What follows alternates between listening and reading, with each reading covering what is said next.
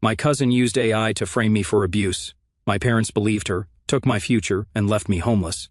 Until I returned with proof that crushed them. I'm a 24-year-old guy, and up until about 2 years ago, I had what most people would probably call a pretty decent life. It wasn't anything crazy special, but comfortable. My parents ran this small business, like a local supply chain thing. I don't want to get too specific.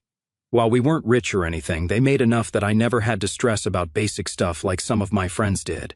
Quick disclaimer before I jump in, this is my main account, but I'm using fake names for obvious reasons. I don't want any more drama than I've already been through. I grew up in this medium-sized city in the Midwest, being vague on purpose, sorry. We lived in one of those typical suburban neighborhoods where everyone knows everyone else. Our house wasn't anything fancy, just a regular 4-bedroom place with a decent backyard where I used to play video games with my friends after school. My parents, let's call them Dan and Amy, were pretty cool, honestly. They worked hard but always made time for family stuff. Dan would help me with my math homework, even after working 12-hour days, and Amy somehow managed to show up to all my school events while running their business. Looking back, I took a lot of that stability for granted. The person I'm going to talk about in this story is my cousin. I'll call her M. She's my age, literally born 3 months apart, and we basically grew up together. After her dad, my Uncle Jake, died in a car accident when we were about 8, her mom, Kate, well, she kind of just checked out. After Jake died, Kate started finding herself or whatever, which basically meant leaving M with us while she traveled around Europe with her yoga friends. Man. Thinking about how Em and I used to be makes this whole thing even more messed up. We were literally like siblings. She'd come over after school almost every day, and we'd do our homework together. Play Pokemon on our DS. Yeah, I'm dating myself here, LOL. And just hang out. Em was actually really cool back then. She'd cover for me when I snuck out to meet friends, and I'd help her deal with all the drama when Kate would randomly show up and try to play mom for a week before disappearing again. My parents basically became Em's second parents. They'd buy her school supplies, take her on our family vacations, and even got her braces when Kate forgot to send money. Em had her own room at our house and everything. Dan and Amy never complained about the extra expenses. They just treated her like their own kid. I remember this one time in middle school. Em was supposed to be in this big school play. She had a main part in everything, practiced for weeks. Kate promised she'd fly back to see it, but surprise, surprise, she never showed. Em was trying so hard not to cry backstage, but I could tell she was about to lose it. My mom literally dropped everything at work, rushed to the school, and sat in the front row, recording the whole thing on her iPad. That's the kind of stuff that makes this whole situation so crazy to me. We were actually family, Not just see you at Christmas kind of cousins, but real family. Em knew all my embarrassing stories, I knew all her secrets. We had all these inside jokes that drove everyone else nuts, but I wasn't some perfect kid or anything. Yeah, my parents had money for college and stuff, but I worked summer jobs at this local game store just because I wanted to. I played a ton of video games, probably too many if you ask my mom, LOL. I was decent at school but not like straight A's or anything, just a normal guy really. Meanwhile, Em was actually pretty smart back then, like consistently top of our class kinda smart. She had this thing where she could just remember everything she read. Teachers loved her. Everyone thought she was going to end up at some fancy college doing something amazing. God, it's weird writing all this down. I haven't really thought about the good times in forever. I've been trying to forget everything, to be honest. Funny how things change, right? It all started changing around junior year of high school. Em was still living with us most of the time since her mom, Kate, was off doing whatever with husband number 3 or maybe number 4. Honestly, I lost count at this point, LOL. But something was different. The first thing I noticed was how Em started getting really weird about social media. Like really weird. She'd spend hours taking hundreds of selfies just to post one and then obsessively check how many likes she got compared to other girls at school. I remember this one time she literally cried because some random influencer's post got more engagement than hers. I tried telling her it wasn't a big deal, but she just snapped at me, saying I wouldn't understand. Then she started hanging out with this new group of girls. You know the type. The ones who were always bragging about their designer stuff and whose parents drove fancy cars. Em started coming home talking about how basic our house was. The same house she practically grew up in, by the way. And how embarrassing it was that my mom still shopped at Target. The really weird part? Em started making up these crazy stories about her mom, like telling people Kate was this successful businesswoman traveling the world, making deals, when in reality, she was just hopping between yoga retreats and burning through what was left of Uncle Jake's life insurance money. My parents never corrected her because they didn't want to embarrass her, but it was pretty cringe watching her lie to everyone. The money thing got really intense. Em would borrow my mom's clothes and accessories and never return them. She started asking for expensive stuff for her birthday and Christmas, then throw these massive tantrums if she didn't get exactly what she wanted. One time, she literally stopped talking to my parents for a week because they got her the regular iPhone instead of the Pro Max version. Like, who does that? But the thing that really started freaking me out was how she got into this weird AI art stuff. At first, it seemed pretty innocent. She was using these apps to edit her photos, make them look more aesthetic or whatever. But then she started getting obsessed with these deepfake videos and AI image generators. She'd spend hours in her room messing with them. I remember walking past her room one night and hearing her laugh about something. She was on Discord with those new friends of hers, joking about how they could literally ruin someone's life with this technology. I didn't think much of it at the time. God, I wish I had. I just thought it was typical edgy teen stuff. The really messed up part is how she started using people's photos without asking. She'd take pictures from our family events or parties and run them through these AI things to make weird edits. Some of them were pretty disturbing, to be honest. My mom found some on her laptop once and tried to talk to her about it, but Em just said she was practicing her art and that we didn't understand digital culture. Yikes. Around this time, she also started this weird thing where she'd always position herself in family photos so she looked like the main character. She'd throw a fit if she wasn't in the center, then post these super edited versions where everyone else was kind of blurred out or cropped weird. But she looked perfect. My dad tried to joke about it once, asking if the rest of us were just NPCs in her game. She didn't talk to him for 3 days after that. The really creepy thing? She started taking pictures of me when I wasn't looking. I'd be doing homework or playing games, and I'd catch her sneaking photos. When I asked her about it, she'd always have some excuse ready. Oh, I'm making a family photo album, or it's for a school project. But she never showed me these projects, and no album ever appeared. I tried talking to my parents about how weird she was getting, but they just chalked it up to teenage girl stuff and said she was probably just struggling because of her mom being absent. They kept making excuses for her because they felt bad about her dad dying and her mom being useless. Then everything really went to hell when senior year rolled in. Everyone was talking about college plans, and I'm not going to lie, I was pretty excited. My parents had been saving up for my college fund since I was born, not like a massive trust fund or anything, but enough that I could go to a decent school without drowning in debt.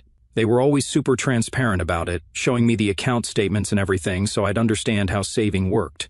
Here's where I messed up. One night, Em and I were hanging out in our basement gaming room, playing Smash Bros like we used to when we were kids. She seemed more chill than she had in months, so when she asked about my college plans, I didn't think twice about telling her. I told her how my parents had saved around $80,000 for college. Typing that number out now makes me cringe so hard knowing what happened to it. Em got really quiet, which should have been my first warning sign. Then she started asking all these specific questions about the account. Where was it held? Was it in my name? When would I get access to it? Stuff like that. I remember exactly what she said next because it was so weird. Must be nice having parents who actually planned for your future, instead of blowing all your dad's life insurance money on yoga retreats in Bali. I tried to sympathize, told her maybe she could apply for scholarships or financial aid, even offered to help her look for part-time jobs so she could start saving. She just gave me this look. I don't know how to describe it, like she was looking through me instead of at me. Then she started ranting about how unfair everything was, how her mom had promised to help with college but spent all the money on her new husband's business venture. Spoiler, they were all scams. How my parents treated her like family but never thought to save any college money for her. How I didn't deserve the fund because I wasn't even that smart and just got good grades because teachers felt sorry for me, helping my poor orphan cousin. Her words, not mine. I got pretty pissed at that point, told her she was being ungrateful considering my parents had basically raised her for free. Big mistake. Huge mistake. She stormed out of the basement, and I figured she just needed to cool off. I went back to gaming and texted my girlfriend Sarah about hanging out later. Sarah was supposed to be this big part of my future. We'd been dating since sophomore year and were planning to go to the same college. The next morning, Em wasn't at breakfast, which was weird because she always had breakfast with us. Mom said she'd left early to work on a school project. Looking back, she was probably already setting her plan in motion. That whole day at school felt off.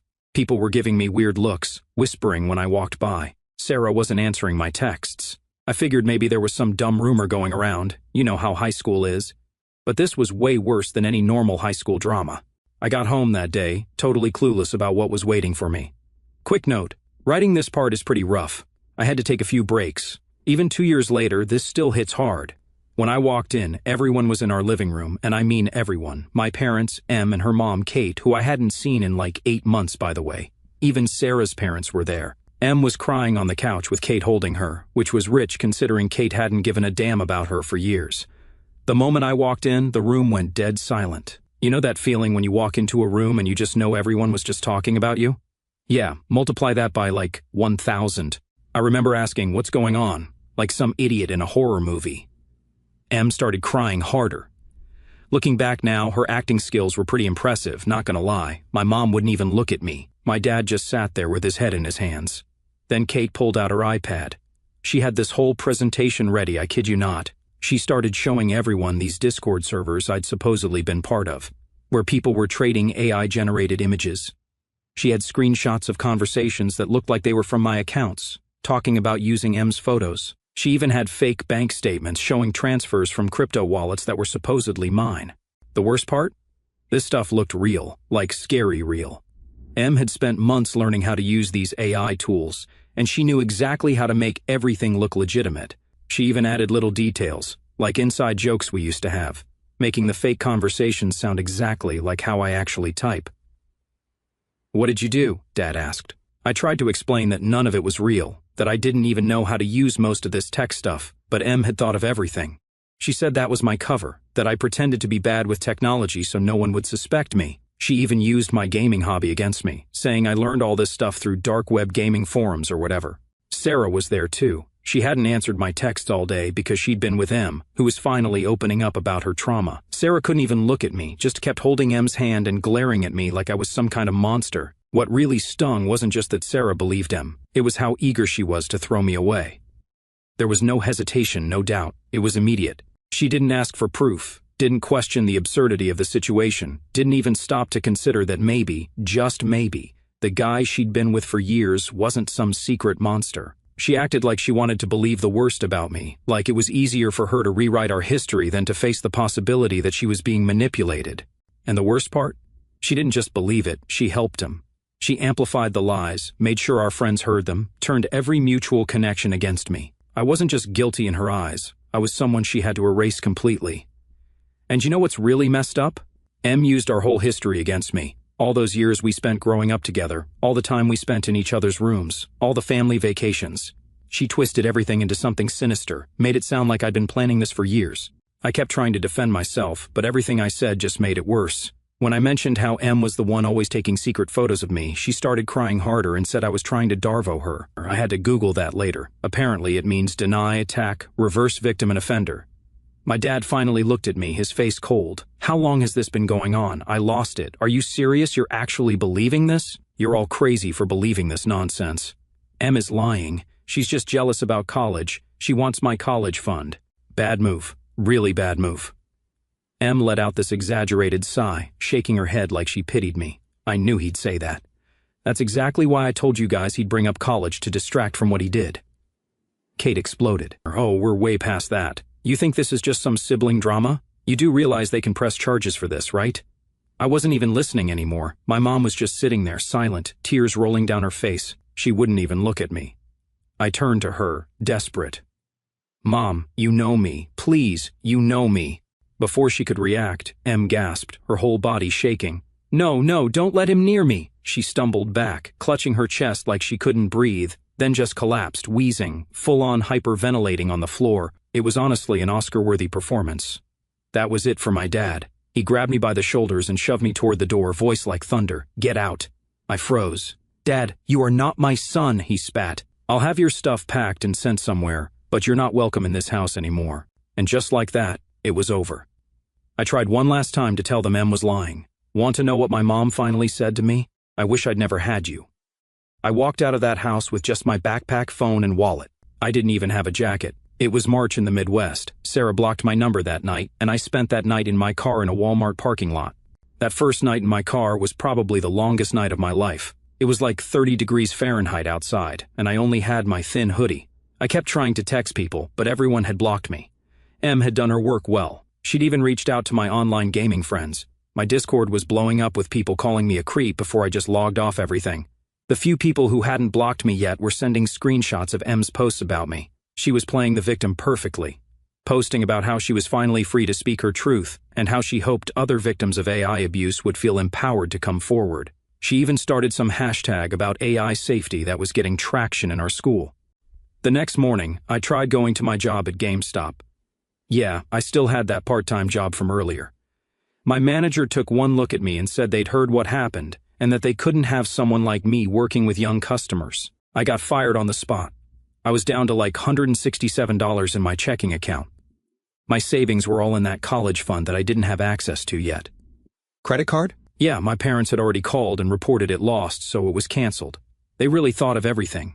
I spent the next few days between my car, the public library for warmth and Wi-Fi, and this 24-hour McDonald's where this one night shift worker would let me hang out if I bought a coffee every few hours. Shout out to Marcus. If you're reading this, bro, you probably saved my life. Those nights, I was getting desperate enough to consider some really dark thoughts when my phone rang. It was my Aunt Paula, my mom's sister, who lived like 4 hours away in this tiny town in the middle of nowhere. She was the only person who bothered to ask for my side of the story. I sat in that McDonald's parking lot and told her everything, the whole thing about M's jealousy, the AI photos, how she set me up. And you know what? She actually listened, like really listened, not just waiting for me to finish so she could tell me how disappointed she was. When I finished talking, she was quiet for a minute, then she said something I'll never forget. I believe you. I lost it. Started crying right there in the parking lot. I hadn't cried through this whole thing until then, but those 3 words just broke me. Paula told me to stay put, that she was coming to get me. She said she had to work a shift at the hospital first. She's a nurse, but she'd drive down right after.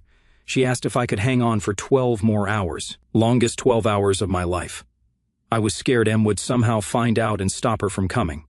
I kept having these paranoid thoughts that everyone was watching me. The McDonald's Wi-Fi kept showing these ads about AI technology, which really messed with my head. Finally, at like 2 in the morning, Paula's old Subaru pulled into the parking lot. She took one look at me, hadn't showered in days, wearing the same clothes, probably looked like absolute garbage, and just hugged me. Didn't ask questions, didn't judge, just hugged me. She had brought me a warm jacket, some food, and a pillow for the drive back. We stopped at an ATM where she took out some cash for me. I found out later she had to dip into her own savings for that. The whole drive back, she just let me sleep while she played old 90s music really quietly. Remember how I said Em was good at social media? By the time we got to Paula's house, she had somehow found out I was fleeing town and posted this whole thing about how it proved my guilt. She even got Sarah to post about how she was glad the truth came out before it was too late. Paula just took my phone and locked it in a drawer, said I needed to focus on surviving right now, that social media could wait. She set me up in her spare room, nothing fancy, just a twin bed and a desk, but it felt like a palace after sleeping in my car. You know what the really messed up part is?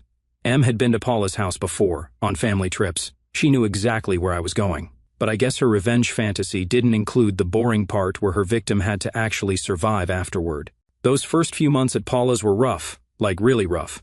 I basically became a hermit, spent most days just staring at the ceiling in that spare room trying to figure out how my life had imploded so fast. Paula would bring me food, but I barely ate. I lost like 20 pounds in the first month alone. The worst part was the nightmares.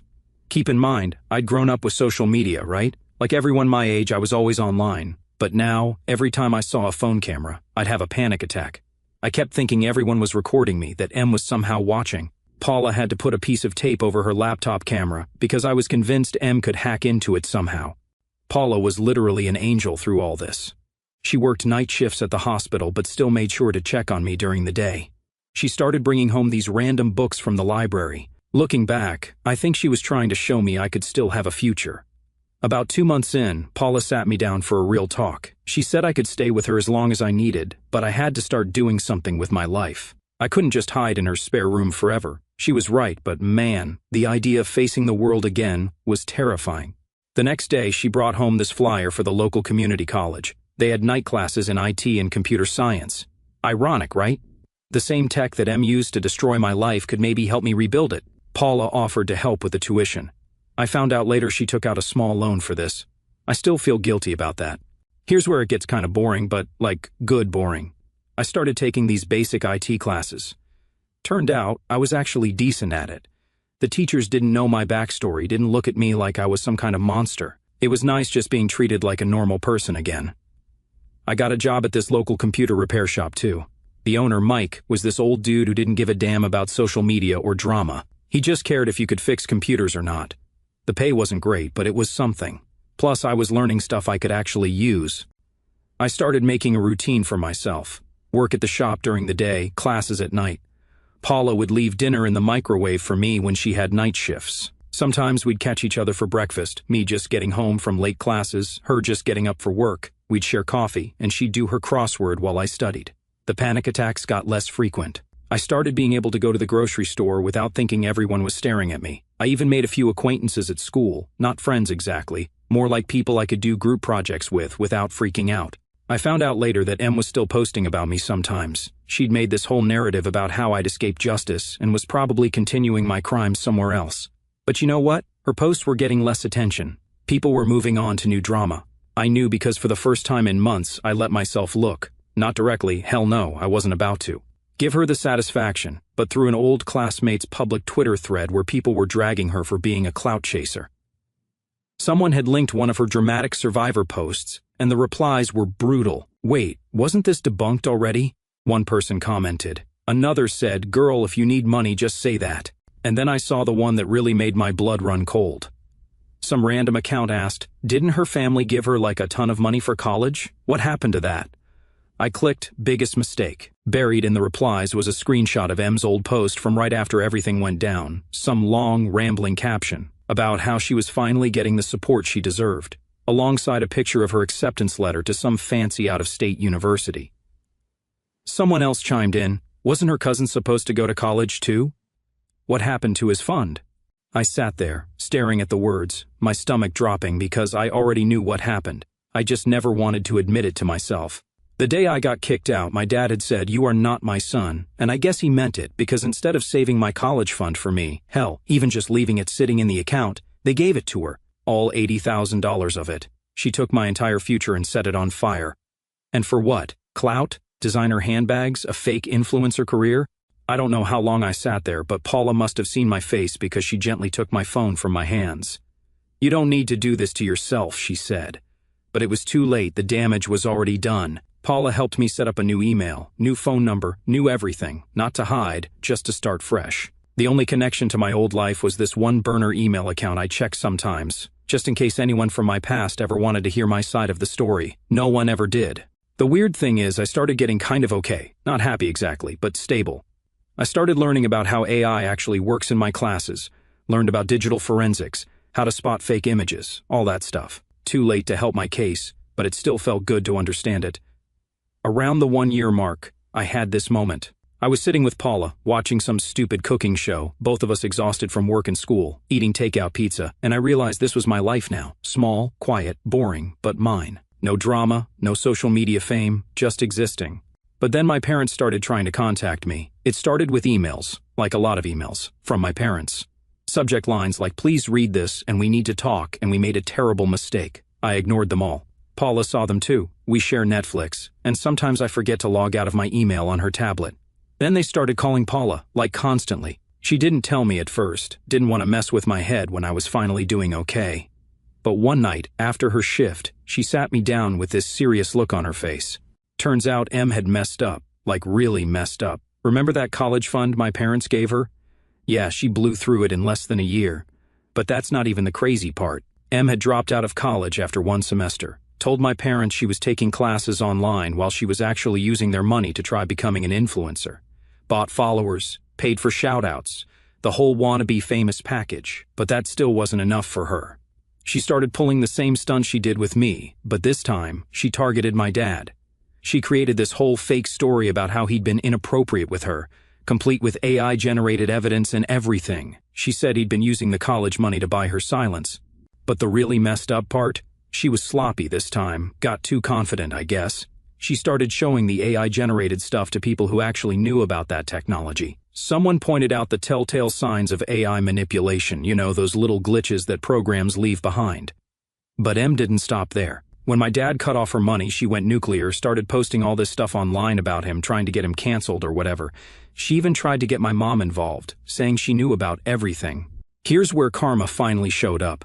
Em didn't realize that in the 2 years since she pulled this with me, AI detection technology had gotten way better. Some IT guy my dad hired for his business took one look at her evidence and spotted all the signs of AI manipulation. The whole house of cards started falling apart. People started questioning her story. Then they started looking back at what she'd done to me. Someone even found old cached versions of her social media posts where she'd messed up and posted the original, unedited versions of some photos. My parents were devastated, not just because of what M was doing to them, but because they finally realized what they'd done to me. They found out I was living with Paula. M had been telling everyone I'd fled the country and started trying to contact me. Paula showed me all their messages. They were a mess. My mom was having panic attacks, Dad couldn't sleep. They wanted to make things right, said they'd do anything to fix what they'd done. Well, honestly, part of me was happy they were suffering. How messed up is that? My own parents, and I was glad they were getting a taste of what I went through. But mostly, I just felt nothing. Like, reading their desperate messages didn't even make me angry anymore. They were basically strangers to me now. Paula thought I should talk to them, said it might help me move on. But I didn't want to move on. I'd built this new life for myself without them, without all that drama. Why should I let them mess that up? Then M showed up at my parents' house, crying, saying she needed help. She said she was sorry, that she'd gotten carried away, that she'd make it right. My parents actually started to believe her again. Can you believe that? That's when I decided to go back. Not for them, not for closure or whatever people talk about. I went back because I was done letting M destroy people's lives with her lies. I didn't tell anyone I was coming. Paula thought I was crazy, but she helped me plan everything. I'd learned enough about technology by then to know what I was doing. The first thing I did was buy one of those tiny hidden cameras, just a basic one that could record audio and video. Paula helped me test it to make sure it wasn't obvious. I also set up my phone to record backup audio, just in case.